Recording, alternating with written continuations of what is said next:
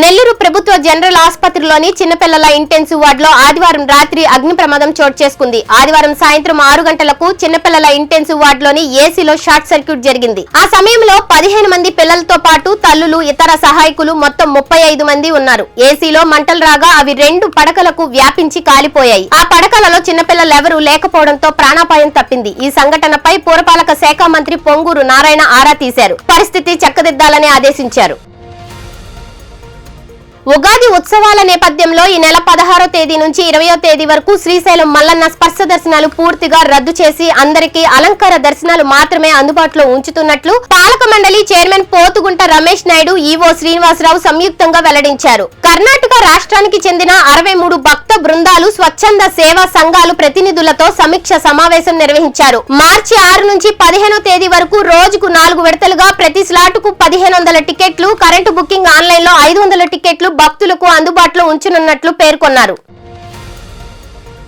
కాకినాడ జిల్లా వేట్లపాలెం బాణాసంచా తయారీ కేంద్రంలో ప్రమాద ఘటన నుంచి 14 మంది కూలీలు పింఛన్ కారణంగా ప్రాణాలు కాపాడుకున్నారు. ఇతర కూలీల మాదిరే వీరు కూడా శనివారం బాణాసంచా తయారీ కేంద్రానికి పనికి వెళ్లాల్సి ఉంది. వేట్లపాలెం బాణాసంచా తయారీ కేంద్రంలో పనిచేస్తున్న వారిలో 14 మంది కూలీలు పింఛన్లు తీసుకోవడం కోసం శనివారం పనికి వెళ్లలేదు. పింఛన్ తీసుకుని ఇళ్ల దగ్గరే ఉండిపోయారు. ఆ రోజు కూలి పనులకు ఈ 14 మంది వెళ్లకపోవడంతో ప్రమాదం నుంచి తప్పించుకున్నారు. ఉన్నత విద్యా నియంత్రణ పర్యవేక్షణ కమిషన్ ను రద్దు చేయాలని ప్రభుత్వం నిర్ణయం తీసుకుంది. వైసీపీ ప్రభుత్వంలో అనాలోచితంగా తీసుకొచ్చిన కమిషన్ ను రద్దు చేసి పాత విధానంలో ఫీజులు నియంత్రణ కమిటీని ఏర్పాటు చేయాలనే ప్రతిపాదనకు ఆమోదం తెలిపింది. ఆర్డినెన్స్ ద్వారా కమిటీని అమల్లోకి తీసుకొచ్చే ప్రయత్నాలు ప్రారంభించింది. ఈ నెల 20లోగా ఈ ప్రక్రియను పూర్తి చేయాలనే లక్ష్యంగా పెట్టుకున్నట్లు ప్రభుత్వ వర్గాలు తెలిపాయి.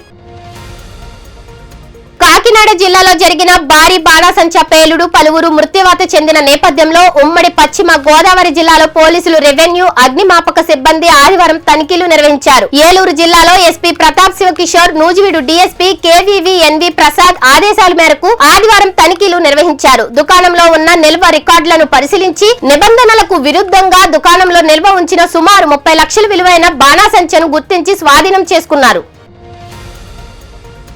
ఉమ్మడి పశ్చిమ గోదావరి జిల్లాలోని అంగన్వాడీలు మహాధర్నాకు సిద్ధమయ్యారు. సోమవారం చలో విజయవాడ పిలుపునిచ్చిన నేపథ్యంలో పోలీసులు నిర్బంధిస్తారనే ఆలోచనలో కొంతమంది అంగన్వాడీలు సిబ్బంది ఆదివారం నుంచే విజయవాడకు బయలుదేరి వెళ్లారు. కూటమి ప్రభుత్వం అధికారంలోనికి రావడంతో సమస్యలు తీరుతాయని ఆశించినా మాకు నిరాశే మిగిలిందని వారంటున్నారు. కూటమి ప్రభుత్వం వచ్చి 19 నెలలైనా సమస్యలు పరిష్కారం కాలేదని అంగన్వాడీలు ఆవేదన వ్యక్తం చేస్తున్నారు. వచ్చే ఏడాది జరిగే జనాభా లెక్కల సేకరణకు కసరత్తు మొదలైంది. 15 ఏళ్ల తర్వాత చేపట్టబోయే ఈ సర్వేకు జిల్లా అధికారులు చర్యలు ప్రారంభించారు. ఇవి 2 విడతలుగా జరుగుతుంది. తొలుత ఇంటి లెక్కలు తేలుస్తారు. 2వ విడత జనాభా లెక్కలను నమోదు చేస్తారు. మే 1వ తేదీ నుంచి హౌస్ హోల్డ్ సర్వే చేపడతారు. అక్టోబర్ నాటికి ఇది పూర్తి కావాలి. జనాభా లెక్కల్లో భాగంగా మొదటిగా మే మొదటి వారం నుంచి హౌస్ లిస్టింగ్ సెన్సస్ ప్రారంభం కానుంది.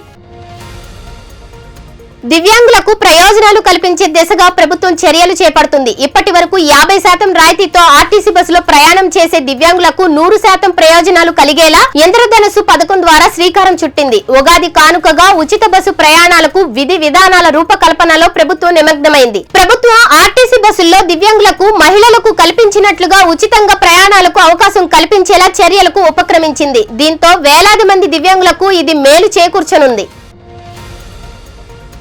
తనపై వచ్చిన వీడియో నిజం కాదని, ఆ వీడియోను మార్ఫింగ్ చేశారని దుష్ప్రచారం చేసి అప్రతిష్ట పాలు చేసేందుకు భూమన కరుణాకర్ రెడ్డి ప్రయత్నిస్తున్నారని టీటీడీ చైర్మన్ బిఆర్ నాయుడు ఆరోపించారు. తనకు సంబంధించిన ఒక వీడియోను వైరల్ కావడం, దీనిపై టీటీడీ మాజీ చైర్మన్ భూమన కరుణాకర్ రెడ్డి ఆరోపణలు చేయడంపై బిఆర్ నాయుడు తిరుపతిలో స్పందించారు. 20 ఏళ్ల కిందటి ఫోటోను మిక్స్ చేసి సోషల్ మీడియాలో పెట్టారని, వీడియోలో ఉన్న మహిళ కుటుంబంతో తనకు 30 ఏళ్లుగా పరిచయం ఉందని స్పష్టం చేశారు.